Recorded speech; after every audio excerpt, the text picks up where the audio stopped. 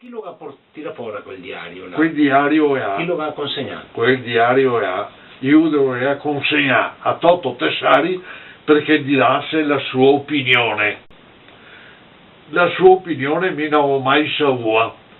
Quando che è morto Toto Tessari, che era anche la bandiera, qui è la bandiera del battaglione Treviso, qui è, no, e altri documenti, e che è un cugino da Mestre, anziano, che ha detto, questo dice, beh caro ma porto via, dice, e dopo in caso, no, io qua che ha scritto documenti partigiani, io non porto via niente.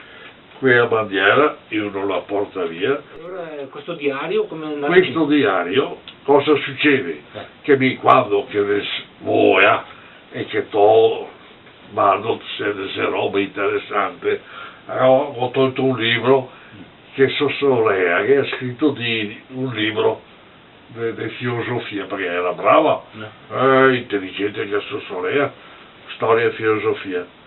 E ho visto a buttare via tutte queste carte, i giornali, perché come tutti in BTA, compra i giornali in BTA, e abbiamo che abitava a fianco all'Astra, no? Al cinema Astra.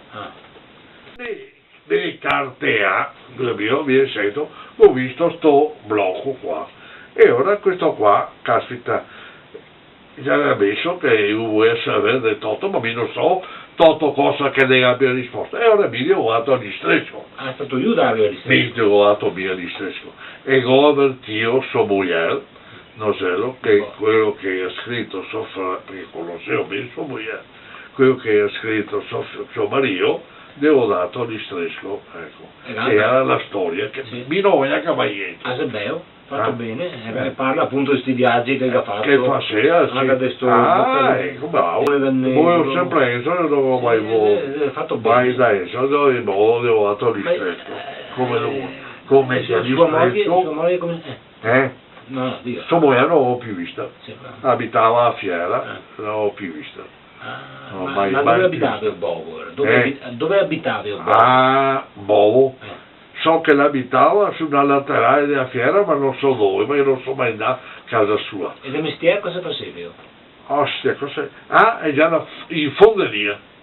In fonderia, perché prima lavorava, porco di mio, in una fonderia qua, e dopo già andava a lavorare su una fonderia che andava via la mattina e veniva a casa la sera, o non mi ricordo se veniva a casa una volta alla settimana, mi pare verso Vicenza. Ma è operaio ora? Operaio.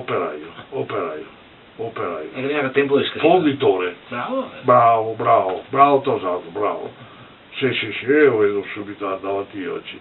Che quella fotografia che abbiamo fatto all'Hotel Treviso, scrivo a tutti.